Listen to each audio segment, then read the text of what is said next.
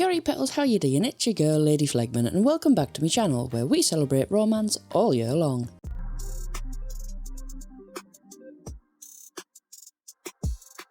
And a very happy Valentine's Day. Hopefully I got this video planned out right so it's ready for Valentine's Day. If not, well, I tried. Don't hold it against me, okay? Cool. Anyway, in the spirit of the season, I thought I'd do a video talking about what the holiday is all about, and it got me thinking about the 14 Days of Valentine's Day challenge coined by matpat over on Game Theory. And then the idea bonked me on the head like Isaac Newton figuring out gravity. No, not that Newton, the actual Newton. Like the pollen from an apple tree. That's the one, that's better. And I thought, why don't I make a video on it all? So go grab a cuppa, get some snacks, and make yourself comfy, cause here we go. Or at least that was the idea until the 9th of January, when matpat dropped this bombshell. On March 9th, I will be hosting my last Theory episode. And yes, I bawled my eyes out, I cannot lie. So instead of just a cheap way of me being able to talk about Valentine's Day and link it to matpat, I thought I'd pay a little homage to the cringe lord himself before he set sails for new adventures. But before we go into anything like that, this video, like all my other videos, will be censored. Just because I'm talking about the PG-13 edgelord doesn't mean I'm going to be PG too. So if you'd like to watch the uncensored version, as well as other exclusive content, check out the Patreon page, link for which is in the description. Thanking you all muchly. Lupercalia unveiled. Blood, whips and ancient matchmaking.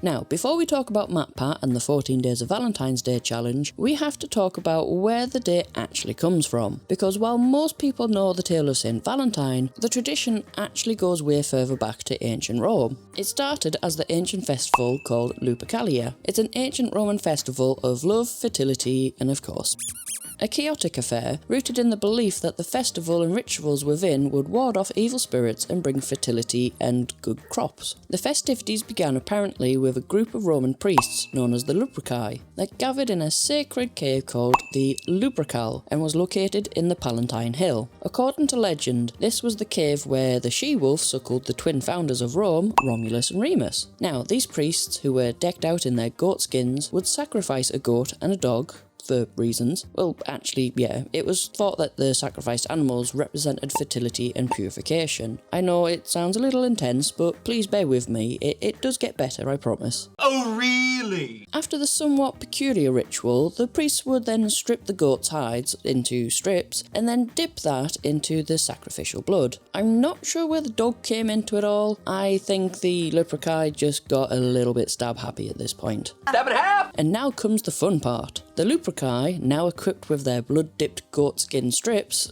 you try saying that twice, would hit the streets, slapping women with their makeshift whips, all the while being naked or pretty much near enough. Now don't worry, this isn't some sort of weird thing. I mean, it probably was, but it was also believed to be good luck. They believed that it would ensure fertility, an easy childbirth, and even make them more desirable to potential suitors, on top of making sure that the seasonal crops would also be fruitful. Now, don't go thinking that Lupercalia was just about flogging people with the skins of sacrificed goats. Oh no, my dears, they then feasted.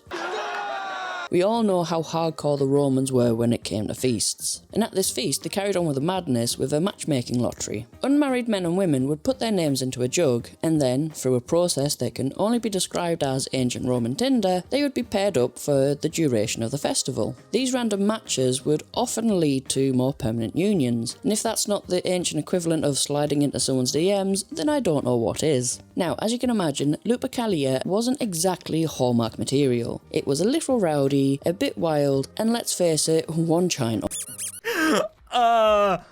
What? Definitely not for the faint of heart. But hey, it's the Romans. They weren't ones to shy away from a good party now. But what has any of this got to do with Valentine's Day? Or matpat, for that matter, Flegman? I hear you all cry. Well, as legend has it, Lupercalia was eventually Christianized by Pope Gallius I in the 5th century and replaced the festival with a patron saint day. Which saint, you may wonder? Why, Saint Valentine, of course. Now, as you've heard me say, this is legend, and there's contradicting opinions on how much of it is true, but one person out of it all that is real was Saint Valentine.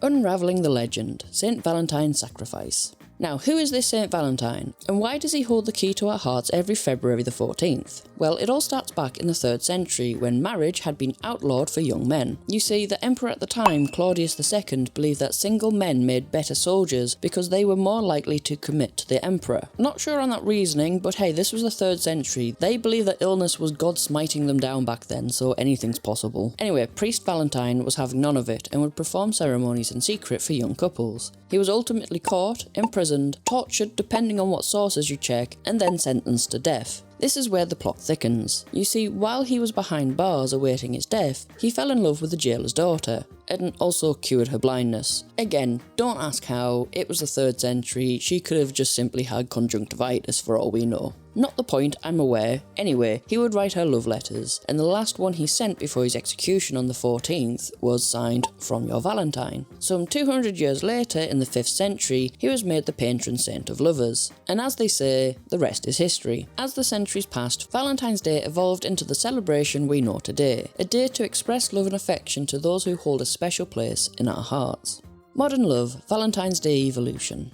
Now, back in the early days, the highest forms of romantic gesture were writing love notes and sonnets or giving a lock of your hair. From her chest. The Renaissance period brought about the grand gesture of creating a portrait of your boo, and the Victorians had the flower language, which is still used to this day. This topic could actually be a video in itself, but to go over the very basics, every flower has a meaning, and so do their colours. It's why we give red roses to our beloved. The rose is a symbol of love and purity, with red meaning I love you. Here's a tip for you budding romantics out there: never give your boo yellow roses, as it's a sign of decreased love. If you happen to be dating a witchy hippie, they will definitely know this info, and if they're an overthinker, well, you're just doomed, I'm afraid. Based on real events. No, not personal experience this time, but I have seen this happen out in the wild. Poor dude didn't understand what on earth he'd done wrong, bless them. Anyway, as I mentioned before, during the Middle Ages, the love letter was the king of romantic gestures. Back then, expressing your feelings wasn't as simple as shooting a quick "love you babe" text, it was an art form.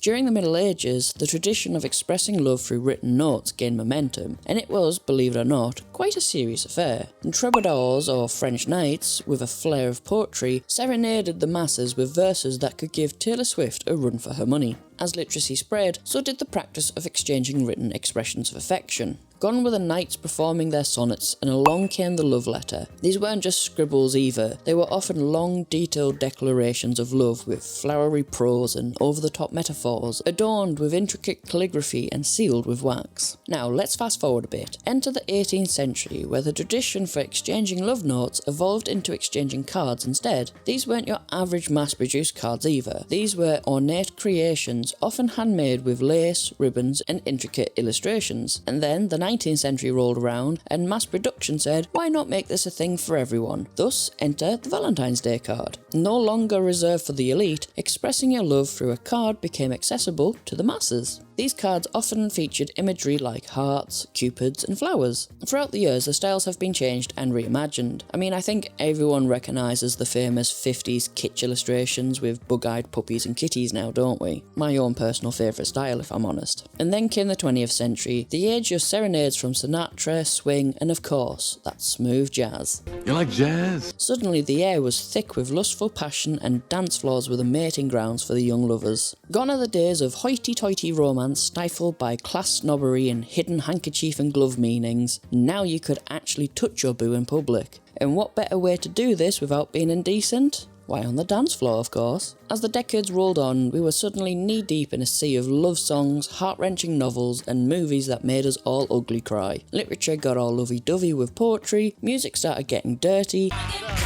and cinema? Well, cinema brought us the rom-com genre. Matpat's romance playback, cheesy love notes, white roses, and ice cream shovels. Now, what has any of that got to do with good old Matty Paddy? I hear you all shouting. Well, nothing really other than giving some backstory to this overly commercialised holiday and the fact he's where I learned about the 14 days of Valentine's Day. Buckle up because we're about to dive into the love story of the century. That is Matpat and Steph. You've smelled truck exhaust, but I'm gonna have you exhausted by the end of the night. Now, if you're not familiar with these internet powerhouses, you've clearly been living under a rock, so I will enlighten you. Matpat, aka Matthew Patrick, aka Maddie Paddy, Or the Matty Patty train. Woo-woo! aka Dad Pat, is the brains behind the 4 theory channels where he deep dives into haunted animatronics with dead kids stuffed inside. And that's just film theory. We've got game theory, the OG, film theory, the forgotten middle child, food theory, the 2-year-long hint, and style theory, Matpat's weird new hobby. But behind every Diet Coke addicted theorist, there is an equally awesome partner in crime, and that's where Steph comes in. Clap and a half for Stephanie. Indeed, clap and a half to me. She's not just the woman behind the man either, she's an integral part of Team Theorist, even if that is just to sometimes dog on Matpat until he breaks. Let me either listen to him or play the game. Completely off script, I actually remember watching that live stream live, and it was rather funny, I can't lie. Together they're like the dynamic duo of the internet, being hashtag relationship goals, unapologetically cringe at times, and making us all laugh along the way. This brings us perfectly to the 14 days of Valentine's Day. It was during one of their live streams when Matpat disappeared and came back with a bunch of white roses and a 2-litre bottle of Steph's favourite soda. Happy first day of Valentine's Day. Oh my god! Ginger ale and flowers, yes! Oh, and I can't. Oh god, it's so hot in here. This is perfect. I absolutely adore her reaction to receiving a cold beverage during a particularly hot live stream. With each year brought a new fortnight of Valentine's Day treats, including Steph's elusive day off, ice cream shovel spoons, and many, many bouquets of white flowers. And ever since then, I've always wanted to do this with my boo, but every year I either forget or remember halfway through and then panic because I haven't done nor bought anything. It's a right mess. Believe it or not, I'm not actually a huge celebrator of Valentine's Day. I'm a bigger believer in that every day should be a celebration of your love, not just one day. It's probably why I like the idea of the challenge. Anyway, this year I decided that I could at least create a 14 days of Valentine's Day challenge, but of course in my naughty style. The 14 days of Valentine challenge.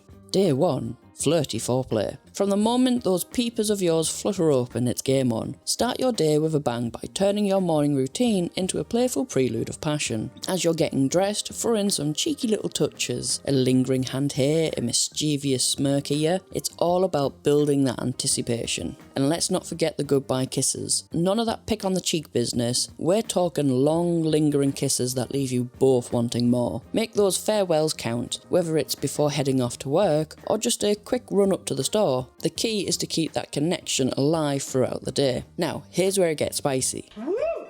Alright. Let's get it on. Naughty messages. Yep, whip out those smartphones and start up a flirty exchange that'll make the office a whole lot more interesting. From playful teasing to outright steamy, let your imagination run wild.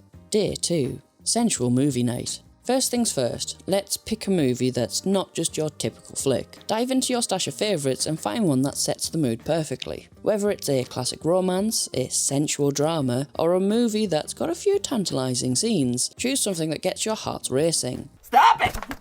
And hey, don't shy away from movies that might be a little bit too risque. Now, let's set the stage with some soft lighting. Ditch the harsh overheads and opt for a warm, inviting glow of fairy lights, candles, or maybe even a cleverly placed table lamp. You want an ambience that is as cosy as it is romantic. And let's not forget to create a snug little cocoon where you can both unwind and get close up and personal. We're talking building a pillow fort where you can sink in, cuddle up, and forget about the outside world. Day 3. Naughty notes. Sending naughty text messages is easy, so try leaving a scavenger hunt of naughty post-it notes around the house with a new command you and your boo must do. Start by cleverly placing these cheeky notes in unexpected spots, maybe one in the bathroom mirror, another one placed on their favourite snack, or perhaps a sneaky one on the TV remote. You get the drift. Now, it's not just about finding these notes, it's about turning up the heat. Each little paper holds a command for you and your boo to tackle together. It could be something steamy like whisper your naughtiest fantasy in your boo's ear. Oh my gosh! Or give a sensual massage, no holds barred. Day 4. Blindfolded adventure. Introduce a blindfold into your playtime. We're not just spicing things up, we're cranking up the anticipation by throwing a blindfold into the mix. Slip it on and suddenly everything becomes a tantalising mystery. The gentle caress of a hand, the unexpected taste of a treat, the sultry sound of a whisper. It all takes on a whole new level of intensity. Now let's talk touch. With the sense of sight temporarily out of the picture, every brush of the fingertips becomes electrifying. Feel the contours of your boo's body in a way you never have before. Too overwhelming of a commitment for you. Taste becomes an exploration too. Surprise your boo with a delicious treat, maybe a succulent piece of fruit or a decadent dessert. With the blindfold on, every bite becomes an exquisite revelation. It's not just about the flavour, it's about the anticipation of not knowing what delightful treat awaits you next. And let's not forget about sound. The hush of a whispered desire, the subtle moans of pleasure. With the blindfold, every sound becomes more pronounced, more intimate. Day 5. Sultry Spa Night. Create a sensual spa experience at home. First set the mood. Dim those lights down low. Think soft, warm and inviting. You could even use the fairy lights from previous. And no spa experience is complete without some soul-soothing tunes playing in the background. Create a playlist of your favourite relaxing melodies, or you could go for the classic spa sounds. The choice is yours. Now let's talk about the main event, massages. You don't need to have big guns to deliver good massages. But we're not just talking any old rub down, we're talking about an exchange of pleasure that will have you both floating on cloud 9. Take turns being the massage maestro, using luxurious oils to make those touches even more heavenly. Whether it's lavender, eucalyptus, or something a little bit more exotic, let the aroma transport you to a state of pure relaxation. Start with the basics like the shoulders, the back, maybe even throwing a foot rub for good measure. But don't rush it, let your hands do the talking and explore every inch of your partner's body with care and attention. Feel free to get creative with your massage techniques as well. Use gentle strokes, maybe throw in a few tantalising surprises, and let the intimacy build. And hey, don't forget to switch roles. The giving and receiving go hand in hand in the spa extravaganza. Day 6. Erotic foodie delight. Experiment with foods that are also aphrodisiacs. Get ready to tantalise your taste buds and explore the sensual side of dining like never before. Woo! It's getting intense, okay. As you indulge in these tantalising treats, the air becomes charged with a sense of anticipation. Chocolate-dipped strawberries become a decadent dance, bananas get a sexy makeover, and oysters become the epitome of indulgence. Avocado on toast takes a whole new meaning, and honey drizzled over figs becomes a sweet, sticky delight. Now, don't forget the fun part, feeding each other. It's not just about the food, it's again about the connection. Use your hands, get a little messy, and let the act of feeding become an intimate experience. Take turns feeding each other, savouring every moment as you explore the sensual journey of flavours. Feel the textures, savour the tastes, and let the aphrodisiac magic do its thing. Day 7. Frisky Fantasies. Share your deepest desires and fantasies with each other. It's time to dive deep into the realm of desires and fantasy with your boo. We're talking about opening up like a book, no holding back, and getting a little cheeky with those secret desires of yours. You don't have to put that many hearts in there, Steph. It's okay. Boom.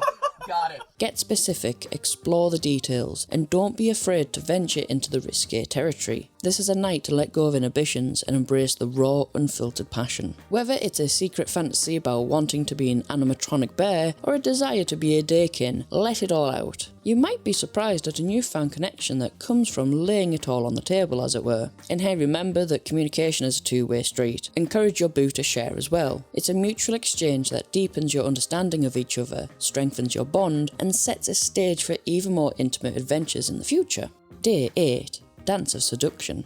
Dance like no one's watching. Push aside the coffee table, move across the chairs, and create a dance zone that's just for the two of you. Now, let's set the vibe. Dim the lights, throw on some tunes that make your heart race, and let the dance party commence. Yeah, love that body. But do remember, this isn't just any dance party. It's again a chance to let go of your inhibitions and dance like you're in your own world. Get playful with your moves, let the music guide you, and enjoy the freedom of expressing yourselves without the care in the world. And here's where it gets spicy. Add a touch of friskiness to your dance floor escapade. Let the closeness escalate. Throw in a few teasing glances, maybe even do a bit of a drop if you want. And don't forget to get a little hands-on. Day 9. Tempting textiles.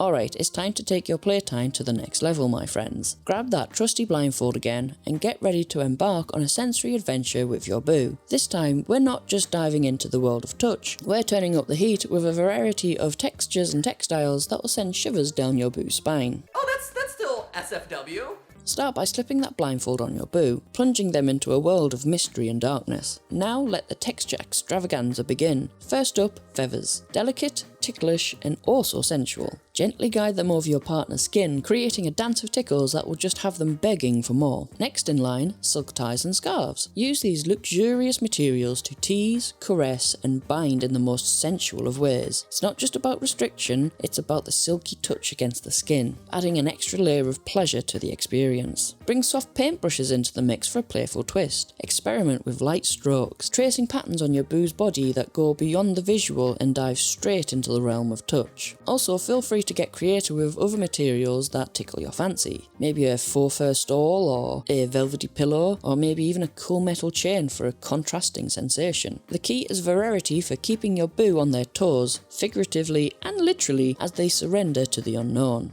Day 10. Erotic artistry. Oh, it's about to get sweet and saucy up in here. Grab those edible body paints, or if you're feeling a bit DIY, raid the pantry for some honey and chocolate sauce, because we're turning each other into works of art, my friends. Use your fingers, maybe a brush if you're feeling fancy, and let the strokes begin. This is so messy! Turn your boo's body into a canvas, exploring every curve and contour with your fingers. This is your edible masterpiece, so let your imagination soar. Whether it's an abstract art piece or a more intentional creation, the goal is to revel in the joy of expressing yourselves through touch and taste. And once you've finished, it's time to eat. Lick, nibble, and savour the sweet and savoury delights as you explore each other's painted masterpieces. Day 11. Roleplay Rendezvous. Dive into some naughty roleplay. We're not just talking about Shakespearean drama here, we're talking about turning back the clock and reliving that first date magic. Get ready to unleash your inner actors and recreate that spark that started it all. Listen, Jim. Pretend you're strangers meeting for the first time. Dust off those acting skills and channel your inner flirt. Maybe you're a mysterious stranger at a bar. Perhaps you're a cute stranger in a coffee shop who just caught their eye. Recreate the initial butterflies, the nervous laughter, and the electrifying chemistry that had you hooked from the get-go. Dress up a bit too. Set the scene with a touch of ambience and let the roleplay unfold into a saucy rom-com. It's not just about reliving the past, it's about reigniting that fire and reminding each other why you fell head over heels in love in the first place. As the roleplay unfolds, let your inhibitions go and allow your characters to take over. Maybe the roles evolve into a passionate rendezvous, or perhaps the flirtation reaches new heights of intensity. It's your naughty interpretation, so let your desires guide the narrative. Day 12. Midnight Magic. It's time to turn up the romance meter and bask in the magic of a celestial makeout session. Whether it's your balcony adorned with fairy lights or a hidden garden where the moonlight plays hide and seek, find that intimate nook where the stars are your witnesses. Now, as you both gaze up at them twinkling stars, let the magic unfold. It has to be said, there is something undeniably romantic about stealing kisses under the celestial canvas. Feel the cool breeze, hear the rustle of the leaves, and let the stars be the backdrop of your passionate embrace. As the makeout session unfolds, let the passion flow naturally, whether it's gentle kisses or a more heated embrace. Allow the connection to deepen. If the mood is right and the connection is strong, let the night evolve into more profound expressions of your love. Day 13. Tantalizing texts. Get ready to turn your boo's day into a steamy saga with a barrage of naughty text messages that'll leave them counting down the seconds until they can rush home to you. We're not talking about your average "how was your day" text, we're diving headfirst into the world of From the moment the sun peaks over the horizon, hit them with the first sultry text that sets the tone for the rest of the day. Maybe it's a cheeky compliment that makes them blush in public. Woo! Is it hot in here? It's just me. Or a subtle hint at what awaits when they walk through the door when they come home. Keep them guessing and keep them wanting more. As the day unfolds, sprinkle in a mix of playful teasing and tantalising details about your evening plans. Paint a vivid picture with words that ignite their imagination. Describe the scenario, build up the excitement, and let them know that something hot and spicy is most certainly in the works. And when the clock finally strikes home time, unleash the grand finale. Hit them with a text that is the equivalent of fireworks, letting them know that their day-long fantasy is about to become a reality. By the time they arrive, they won't just be walking through the door, they'll be walking into a world of desire you've been painting with your words all day. Day 14. Grand Finale.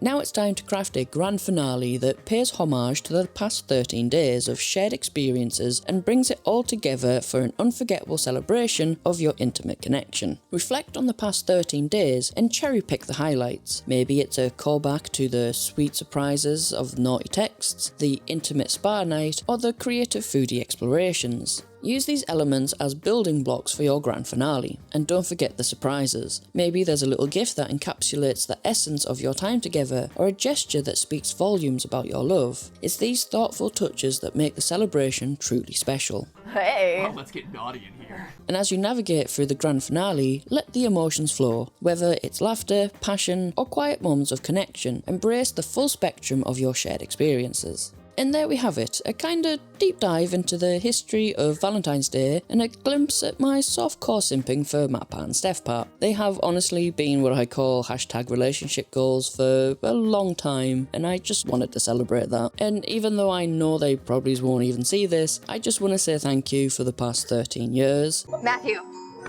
Thank.